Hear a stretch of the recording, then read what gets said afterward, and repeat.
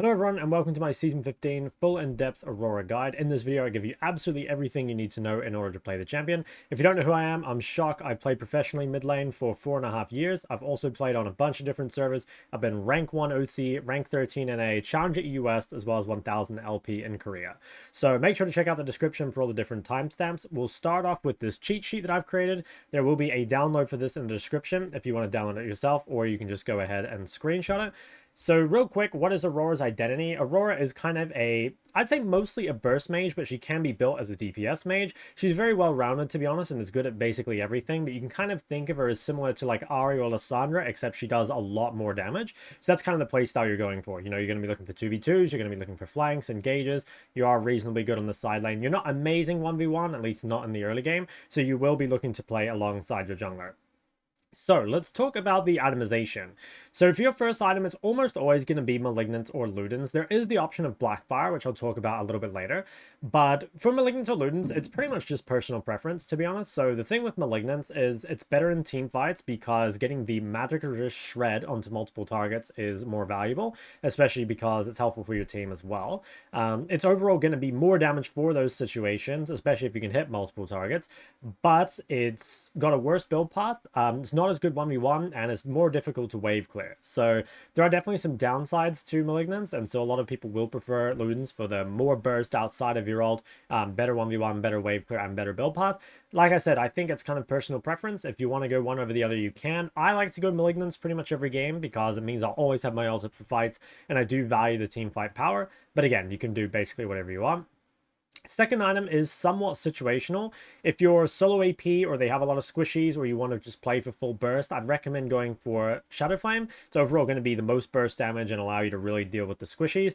You can play Storm Surge, which is this one over here, instead of Shadow Flame if you want. It has a better build path, but I think the item overall is a lot weaker. So what I normally do is if I want to play burst, I really try and make sure I can get the Shadow Flame rod on one of my bases, and that means I can end up going for it. If I can't get the rod and I'm just stuck on a bunch of amp tomes, I'll probably look to build Storm Surge instead, or maybe one of these. Overall, not a huge fan of Storm Surge, but there are some people that build it.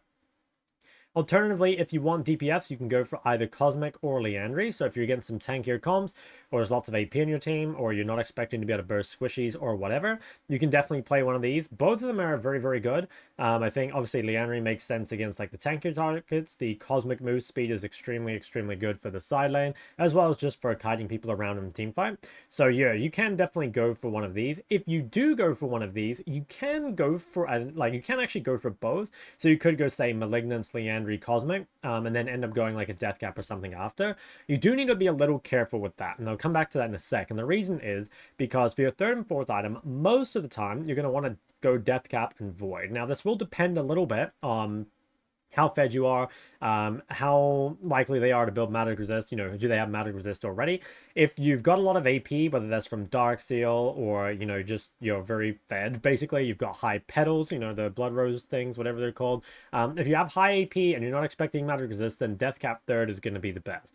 If they already have magic resist or you're expecting some soon, you probably want to go void third, and generally you'll go the other one after. Now, if you know for sure that you won't need a void because you're not expecting any magic resist, you can build another item before death cap. So you could go say Malignant, Shadow Flame, Liandry death cap, but what you wouldn't want to go is Malignant, Shadow Flame, Liandry void, because that would delay your death cap too long. So again, if you're not sure, just build these as your third and fourth items and you can't really go wrong, but if you want to min-max, you can. Finally, over here for situational items, Medjai's is really, really good in Aurora. It's super easy for you to get stacks with all your AoE, and you've got tons of MS, plus you're like very survivable. A lot of the time, well, as any AP champ, you'll be wanting to pick up a Darksteel at some point, so Medjai's, if it's a good game for it, if you don't think you'll die, can definitely be good. Tank items like these, like Zonya and Banshee, these kind of defensive ones, they can be bought, but, you know, they do lower your damage output a lot, and Aurora is quite hard to kill anyway, especially because, like, there are health builds that you can go as well. So, overall, I'm not really a fan of these items, but you can build them. Storm Surge kind of already talked about. I do think it's a lot weaker than Shadow Flame, but maybe as an argument for the better build path. Blackfire, so you don't go this very often. The only time really to go Blackfire is if you wanted just a pure DPS build, like if you're against a ton of tanks, you might want to go something like, you know, Blackfire, Liandry, Void Deathcap, or Blackfire, Cosmic, you know, Liandry, Deathcap, or something like that. Not often have I gone Blackfire, maybe only 1 or 2 games, so I prefer these, but it's very viable. You can definitely do it if you want. Finally, Morello. I just realized I think this is the old Morello icon when I was making this. But anyway, Morello, the healing reduction item is not the best, I think. Like, most of the time, you're better off just bursting people down than getting this. If you do want to build healing reduction, you're probably better off just buying the Oblivion Orb. Even then, though, I think it's better to build towards damage, so I wouldn't really recommend it. I will take a look at some runes. So the rune pages on Aurora are pretty easy. You've just got either this electrocute page or this comet page. Generally, the way to go is just if you're in a not too difficult range matchup, or if you're against any melee matchup, you're going to want to take this page here, which is where you just play for Qmax and easily proccing electrocute. The only thing you'd really want to swap around with this page ever is sometimes if you're against something with a ton of sustain, you can swap Scorch to Transcendence, but overall this is completely fine. If you're against a difficult range matchup, so things like these ones down here, like Victor, Syndra, Ori, you'll probably want to play Comet instead and max E. That's just so it's too difficult to proc electrocute, and that way you can just trade with your E instead, so max E instead of Q, and just like trade around your Comet timing. Finally, I will go into matchups later, but I just kind of want to talk about why the matchups are like this. So Aurora is very, very good against any melee or anything that's like not particularly strong in lane. So like, again, like these champs that kind of have to come into you are quite easy for you. Champs like Ahri that are not great at pressuring the lane, you know, that's really good because you can just easily get to your skirmishes and your 2v2s. The things that Aurora tends to have the most trouble against are the longer range mages, things like Aurora, Syndra, and Ori. If you play Comet Emax, you can deal with them, and it is worth noting that Aurora is very good against these champs if you get help, basically. You know, like if you're playing Aurora, Jarv, and Leona against like one of these more mobile mids, it's actually quite good, but in pure isolated 1v1, it's pretty bad. So you want to kind of avoid these matchups, but if you do end up against one of them, it's fine. You know, like especially if you get help mid and you can like play to neutralize and kind of just like do your best with Comet, but I wouldn't actively pick into these champs. Now we'll go through Aurora's abilities, just briefly explain them and which order to max them. So the passive is pretty simple. It's a 3-hit passive that can be procced with either abilities or attacks. When procced, it deals a little bit of damage, max HP damage, and if it's a champion, you get a little bit of sustain as well. So for the most part, you can just forget about this, but sometimes you might want to think about it because, you know, if you have 2 stacks on someone, you might be able to finish them off with an order or something, because it'll do a little more damage than you realize. So again, it'll probably just happen without you even realizing, but there might be kills here and there that you can pick up because of that. Next, we have the Q. Q is a line skill shot that goes through things, and then you can reactivate it basically to pull it back. You can kind of think of this as REQ in a lot of ways, and you also deal more damage here based on their missing HP. So if you can get them lower, it's going to do more damage. You can kind of see here, so if we just Q, we can press Q to pull it back, or if we just let it expire, it'll pull back automatically. It is kind of important, especially when you're wave clearing, that you try and get the pullback to hit them. So for example, you know, if we position this way, we wouldn't get the pullback hitting both targets, as opposed to when they're in a line we do. So yeah, this is kind of useful. It adds up to a lot of extra damage, and also sometimes you can use it to proc things like Scorch on the way out if it was on cooldown, or get rid of their bone plating and stuff on the way back. The W is very simple. It's just a short dash that makes you invis for a short time and grants some movement speed, and of course you can use it to jump over walls as well. So overall it's pretty useful, and you'll be using this a lot both in laning phase for initiating trades or dodging trades. You'll use it for, you know, making engages happen, or even just the movement speed to dodge skill shots and stuff can be great. And of course scoring a takedown does reset this, so that means if you get an assist or a kill or anything in a team fight, you will immediately get it back. So you can spend a lot of a fight, you know, with bonus move speed or with invisibility, which is going to be really, really nice. The E is another line skill shot, except this one slows, has kind of a delay to it, and also knocks you back a little bit. So this is really OP for trading because you can deal damage and actually just like disengage from their skill shot with it. One interesting thing about this is that if you do trade with Scorch up, it'll actually proc the sudden impact just off it. So if I kind of refresh my cooldowns here, if you actually notice, the Scorch and the sudden impact damage will proc at the same time. So it doesn't proc immediately, but you get that extra damage after. So if you manage to have, say, Comet, sudden impact, and Scorch up, this does a ton of damage. Like I said, you can make it over small walls like this. I think, yeah, we can go over that way. I'm actually not sure. I think we can go this way too. Yeah. But there are definitely walls that are too big. Like, I think even this one is too big. Yeah, you can't make it. So only the small walls can you jump with this. But for the most part, you'll just be using it for trading. Lastly, we have Aurora's ultimate, which is what makes her really OP. And this is a bit complicated, so I'll just kind of show you how it works. So firstly, it creates this big zone. And anyone that's hit by it, this initial hit, is slowed for 30%. Then anyone that attempts to either enter the circle or exit it is slowed by even more, as long as they touch it. They can flash over it, they can blink over it, but if they go through it, whether it's a dash or walking or whatever, they will be slowed. So this is extremely, extremely strong for team fighting. On top of that, it does a couple more things. So if you touch the edge of the circle as Aurora, you will be teleported to the other side. You can get multiple bounces off this. Now, at rank 1, it only lasts for 2.5 seconds, so it's kind of difficult to get lots of bounces with it early, but later in the game, you can definitely get a bit more, and that's really useful for chasing people down or avoiding danger. That means you can use it as an escape or whatever, which I'll show in the next section. You can also use this to get over walls. So for example, we can jump over some of the bigger walls. Like if we come here, for example, we can easily R over this one and get a lot of distance with it, which is quite nice. So for your max order, basically the way it works is if you're playing Electrocute, you're going to go Q max. So you'll go Q, E, W and put a point in alt whenever you can. If you're playing the Comet build, you're going to go for E max first, then Q, then W, and obviously again, putting a point in alt whenever you can. One other kind of useful tip is you don't have to put a point in W at level 3. You can save it to level 4. So you can, for example, do 2 points E or 2 points Q before you put that point in W. That can be better for trading and just dealing more damage. It will make you more vulnerable to ganks though. So make sure you assess, how much risk you're at and see if you can greed by putting more points in the damage abilities at level 3. Let's move on to combos, tips, and tricks, and we'll start with your level 1 trades. So if you're playing Electrocute, what you'll normally try and do is go for some sort of Q auto Q Electrocute trade at level 1. So if you can kind of fish with a Q like this, manage to get an auto and then proc Electrocute, you'll pretty much always win the trade at level 1. Alternatively, you can start this with an auto, and this can sometimes be better because a lot of the time, like if you auto them, they might auto you back. And so if you auto them, and that guarantees your Q, and then you can obviously pull it back and proc Electrocute. So yeah, if you are playing with Electrocute, you really want to abuse that fact at level 1, as you almost always win the trade. If you're starting with Comet, then you want to start E, and that's pretty simple. You just want to try and wait for them to come up to CS, and you'll just E them, you'll proc your Comet, and then you'll walk away. Pretty much as simple as that. Once we hit level 2, the most common trade we'll be using is the QEQ. So you can cast these basically at the same time, but make sure to press Q first. But essentially, when they come up for a CS, or when you can lock them in an animation or whatever, you just go for a QEQ, and then we can cast that all at once, and that allows us to, once again, proc Electrocute and disengage from the trade. So it's very difficult to trade back against this. If you manage to hit everything, you're almost guaranteed to win the trade. Make sure you are factoring in, your Electrocute cooldown if you are playing that. Once we hit level 3, we'll unlock our W, and the thing is, you don't want to use W in trades that often early because you just won't have the mana pool for it, but there's a few things you can do with that. So you can just W and look for an auto or whatever, and that will proc sudden impact. So that alone can actually be a pretty good trade as long as you have the mana for it. Alternatively, if they use cooldowns or whatever, you can look to W towards them and then just go for some sort of QEQ and disengage. You can use that increased movement speed in order to just walk on out of there. But just be super aware of your mana cost, because Aurora pre-first base and even pre-chapter does have a lot of mana problems. So that's why you see a lot of people skip the W until level 4 and just focus on trading with these other abilities instead.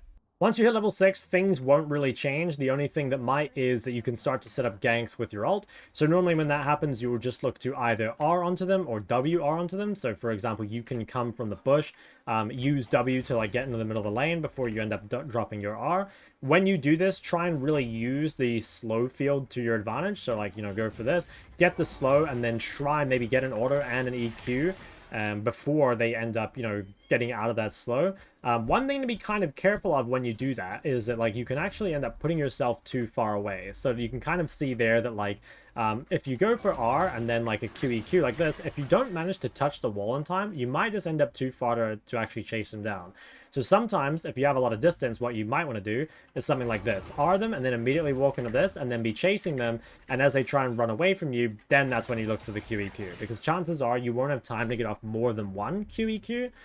So you can kind of delay it and wait until you're on top of them, or they can't move, or they're trading back with you, something like that. One useful tip with your R is it actually resets turret aggro when you go through it. So for example, right here, I'll take turret aggro, but if I hit this side, you go untargetable, and that can reset it. So you can use that in order to dive people that wouldn't otherwise be diveable. So you might want to say ult them first, quickly use your cooldowns or whatever, then jump into the edge of it. And as long as you've got enough creeps, or if you're diving with someone else and can juggle the aggro, that can be kind of nice as well. Something else you might be wondering about is how to clear waves. It's pretty simple. You're just going to line up the creep wave and go for a QEQ. You can order the creeps before you do this, but most likely you'll just do this.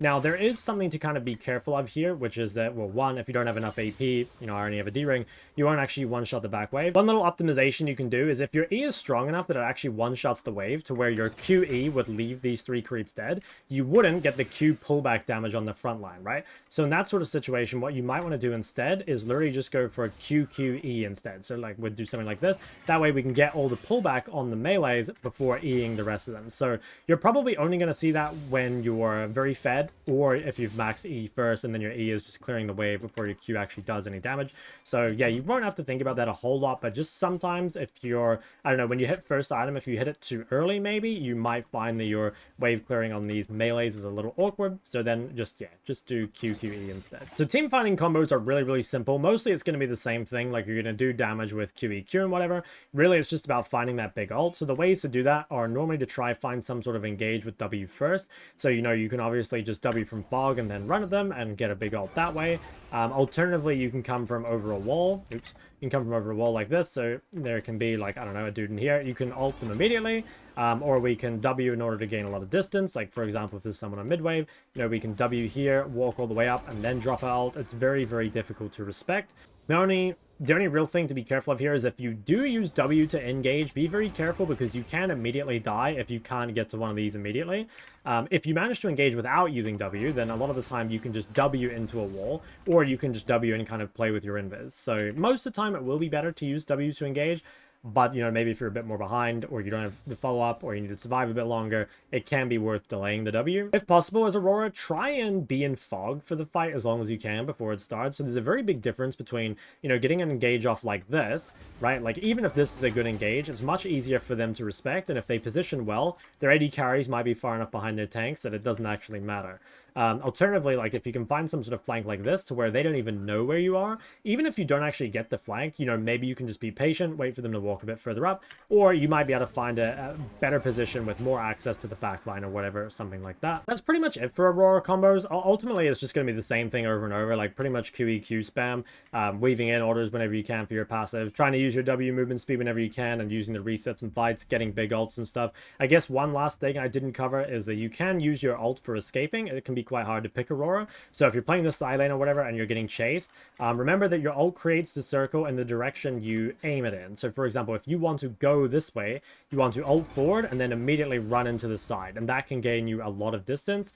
You don't want to, and this is what I see a lot of people new to Aurora doing, they're like, oh, you know, I want to run away, so I'm going to ult behind me, and then it's like, well, you know, we can't go this way anyway. So, yeah, always ult the way you want to go, and then just, you know, you can either immediately W into the wall, you can even E into the wall, right? Like we can do this, for example, and then E for a little more distance. Of course, same thing with W. W is probably the best because you go invis while you're doing it, plus you get the movement speed. Just be careful of accidentally hitting the other side. You can press R again to take down the wall. It does take it down for everyone, obviously, not just you. But you can do that if you're accidentally going to bounce yourself back into danger. Let's go over a few laning phase examples. So this is taken from a video on my channel. If you want to go and watch it, the title is up there. This is a game where we're playing against a difficult range mage matchup. In these sorts of matchups, this is where we're going to be playing the Comet Emax. So just kind of commentate through, you know, what my thoughts are. So if you can get pushed in the wave early, obviously you want to do that. The E trades you can see there with the Scorch, the Sudden Impact, and the Comet are very, very powerful. You have very, very long cooldowns if you're playing this build, right? Emax and E in general is a very long cooldown. So during that time, you need to make sure you play safe. Try not to look for trades. Just do your best to avoid skill shots. It's also very important because the cooldown is so long that you place a lot of weight on it, right? You could see, even though I could go for E here, I'm really trying to make sure it's guaranteed, trying to wait for her to come up for a CS and then go for it, right? A lot of the time, holding a cooldown, especially a long one, can actually be more threatening than using it, because if you use it at the wrong time and then you end up being zoned off while it's on cooldown, that can be very, very problematic. So yeah, once we hit level 2, we've got that advantage. We can maybe look for some sort of trades here. So I'm trying to, again, just get control of the wave. That gives me level 2 first. It lets me, you know, harass on the turn, stuff like that. If you can get any, again, QEQ trades, regardless of if you have Electrocutor Comet, it's going to be very, very good. Here, this isn't really Aurora specific. We just come and drop a ward, and that's going to give us something to play to. And if you do manage to get this sort of lead, you know, like what I was thinking in this situation is like, well, you know, I have my vision set up. I have like a fairly decent health lead. We can definitely go for 2.E if we want to be greedy. I can't actually remember. Did I go 2.E? Yeah, I did. So you could go W if you're really scared, but, you know, with my health lead and stuff, I think just go for 2.E. If, again, you're playing 2.E, going for a Q harass like I did there, it's a bonus, but it's not really required. And most of these like difficult range matchups, here we're doing like really well, but most of these difficult matchups are going to be more about, you know, keeping enough HP in order to set up ganks, right? Like if you do manage to outplay your opponent like this, then we can do better than that. But sometimes it's just better to just go for the E, because even though it's not as much total damage, it's like, you know, hitting Q on a longer range target is like kind of lower percentage. And we might want to trade that is like, let's say we deal 70 damage and take like none in return, as opposed to dealing 100 damage and taking like 50 in return. Because we're just trying to stay healthy enough in order to like be in a position still to skirmish and 2v2 and set up ganks for our jungler. In this situation, because I was ahead, I started to freeze the wave, and that meant that, you know, if we have this sort of lead against our opponent, what we want to do is try and extend it. So in that situation, we're going to freeze. If our opponent walks up on low HP, we can probably kill her.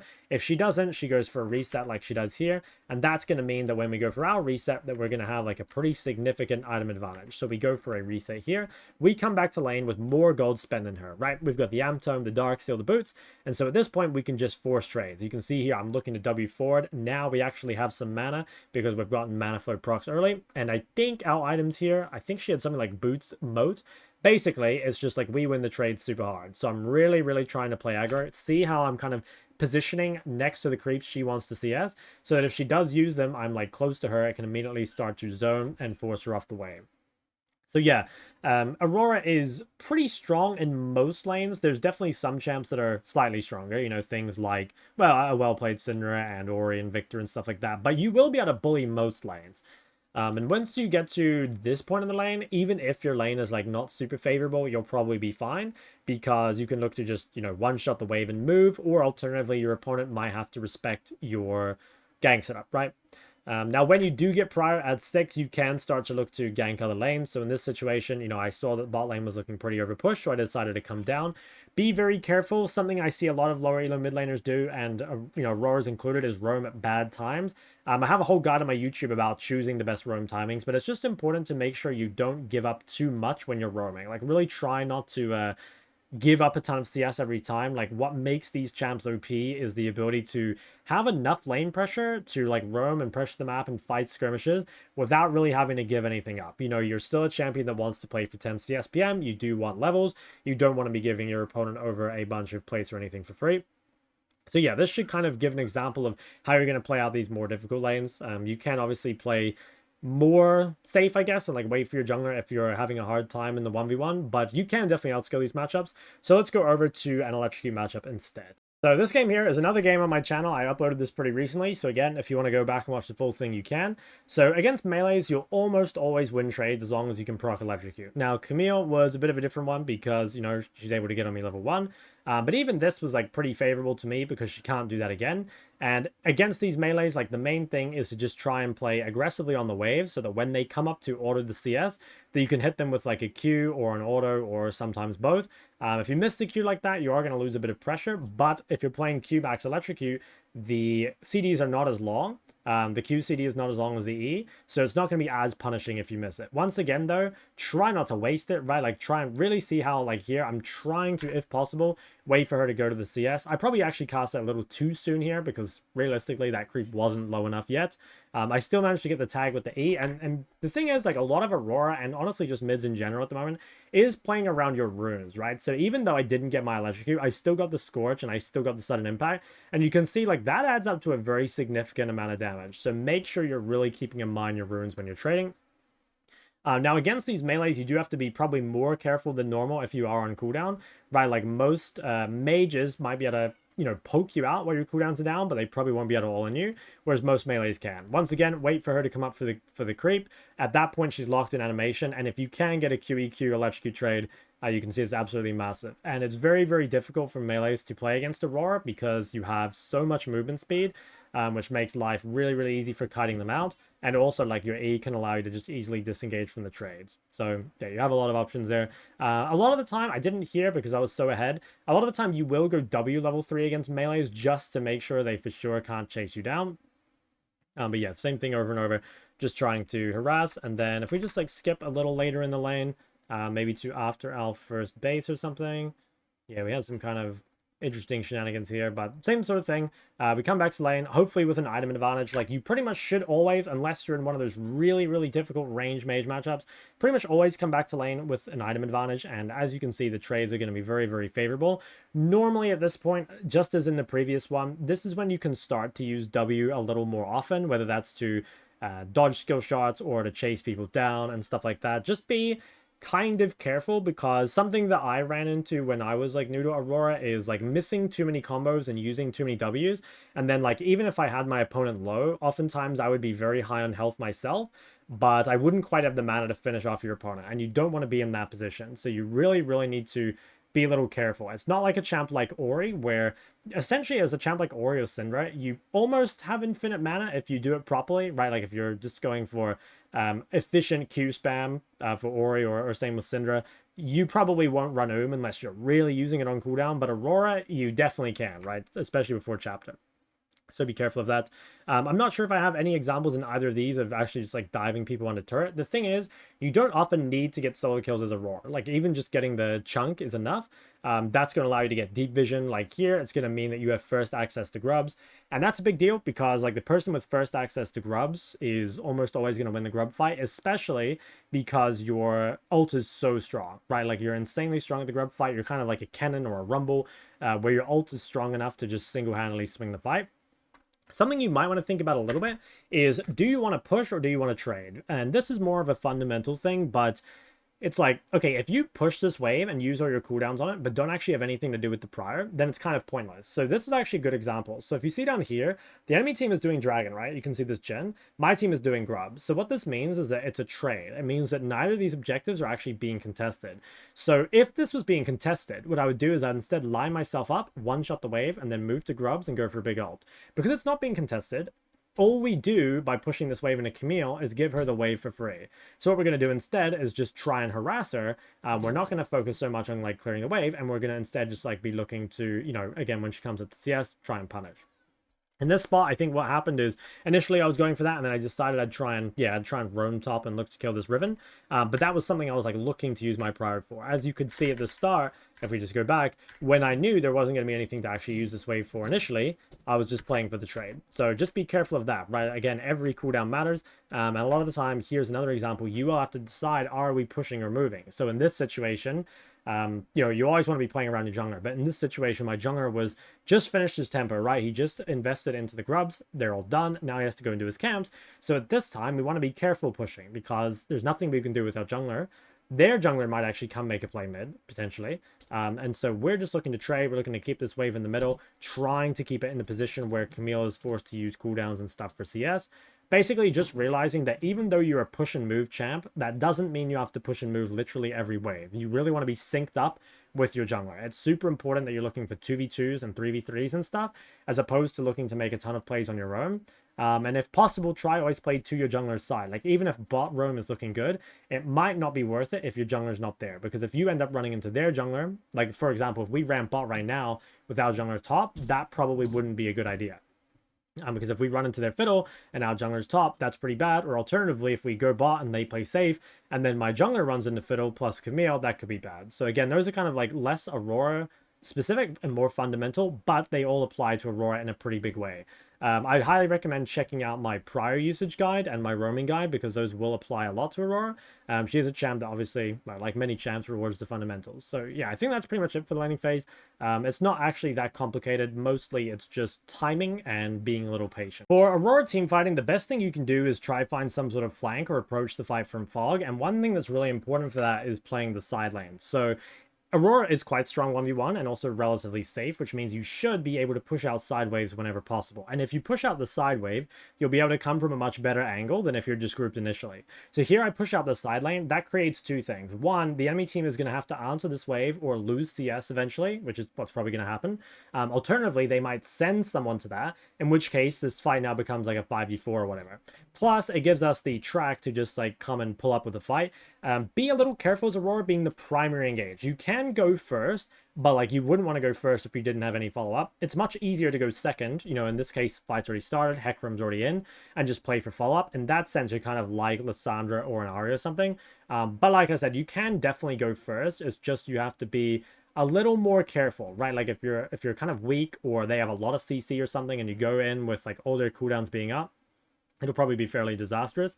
But that was like a pretty good example of how we just like get a winning fight like that. I think there's actually another example in this VOD straight after, which is where like same thing as before, basically, right? Actually, same position. I shove out the side wave. The enemy team looks once more for an engage. I have the flank, just same thing. I use W to get into fog so they don't see me coming. I follow up on the Hecarim, and it's pretty much a dream, right? We can use our slow in order to get any sort of combo we need. Otherwise, we're just going to look to drop our ult and kite it out. This last fight here is an example of Aurora's team fighting strength, how if you get a big ult, you pretty much just win your team the fight. It is also an example of how like bad positioning can actually make the fight a little more difficult. So here, I should probably be in a position that's a bit harder to scout out. So I get spotted here very early by the vision plant. It's probably better if I'm, you know, hiding somewhere else. Like maybe I'm playing in the pit and looking to go over the wall and like walk all the way around, or doing something to not be seen. Because, you know, this ended up working out because they were forced to come into me.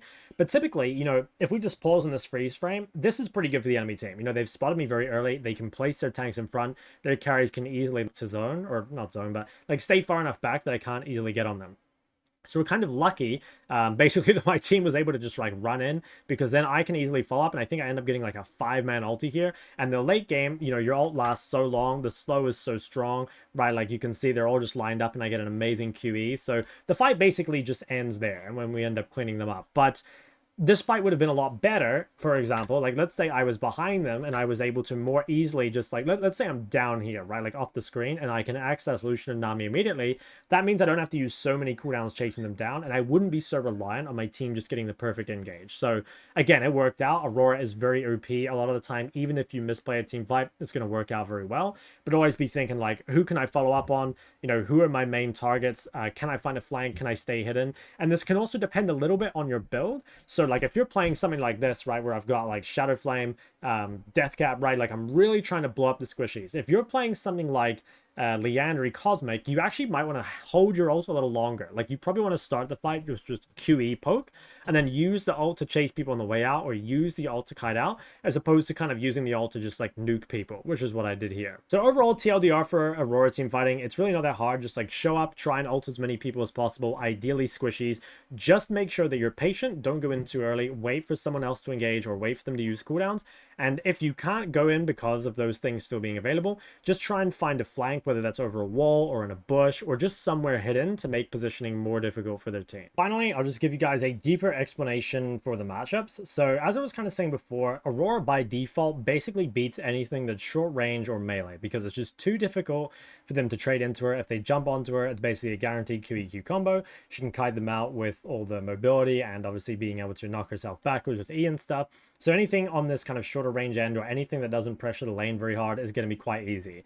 Now, the most difficult matchups are these longer range champions, or, you know, just champs that are extremely strong in lane in general. Generally, these champs like Ori, Victor, and Syndra, even though they're extremely good against Aurora in the 1v1, you can kind of neutralize, and your gank set up against them is extremely good. That's why a lot of people will try and choose things that are still pretty strong in lane, but are also relatively safe to gank. So things like Azir or Vlad. There's been some Vlad played into Aurora in the LPL, which seems quite strong. Azir is also quite good. You know, he outscales you pretty hard. After the first few levels, he definitely starts to take the advantage, and he's much more difficult to gank. Now, the thing is, even though there are these bad matchups up here like Aurora, or sorry, into Aurora, she's still a very, very strong blind. The champion is extremely broken. Nothing's a perfect blind, right? Like, things will still have losing matchups, but the ability to kind of have the option in any matchup to kind of like you know, like these are matchups where even if you lose 1v1, you can still end up winning if you play it better, or you change your page and they misplay, or you receive a lot of ganks. Like there's always a win condition pretty much no matter what. It's just that, you know, you wouldn't want to ideally end up in a isolated 1v1 against these champs. It would definitely be bad. So you can pick her all the time, but if you are using it as a counter pick, then basically anything that's going to give you a somewhat free lane and give you either the ability to snowball or just to hit your spikes very early and get into the mid game is going to feel very, very good. Otherwise, I think that's going to be it for this video. If you guys have any questions or anything, leave them in the comment section below. If you want to see more Aurora VODs, you know, there's a bunch I've already posted on my YouTube. You can also go to the YouTube and go to the live section and just go back through my OPG and find them. Aurora is my most played on my main account right now, so there's going to be a lot of game examples of this and different matchups, different situations, and I normally do my best to explain kind of what I'm doing, so you should be able to find a bunch of matchups there. Again, anything else, just let me know. Don't forget to like and subscribe. Thank you so much for watching. I'll see you guys in the next one.